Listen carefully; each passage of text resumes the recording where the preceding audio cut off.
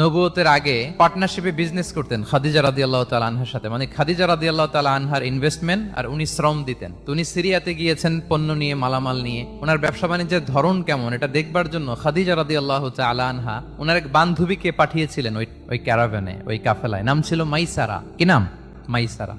তো মাইসারাকে বলেছে, মাইসারা তুমি দেখবা যে টাকা পয়সা আবার উল্টা পাল্টা করে কিনা, ঠিকঠাক মতো ব্যবসা করে কিনা, আমার huge investment on behalf of me, তুমি এই ক্যারাভানে থাকবে আর দেখবে যে মোহাম্মদ ঠিকঠাক বিজনেসটা করে কিনা। আল্লাহু আকবার। মাইসারা এই সফর শেষে এসে খাদিজা রাদিয়াল্লাহু তাআলা আনহার কাছে এমন পজিটিভ রিভিউ দিয়েছে, এই রিভিউ শুনেই খাদিজা রাদিয়াল্লাহু তাআলা আনহা বিষ্ণু ইসলামকে বিয়ে করার জন্য উতলা হয়ে গেছে, রাজি হয়ে গেছেন। আলহামদুলিল্লাহ। আলহামদুলিল্লাহ। মাইসারা এসে রিভিউ দিতে লাগলো যে মোহাম্মদ সে সবার চেয়ে আলাদা সাল্লাল্লাহু আলাইহি ওয়াসাল্লাম।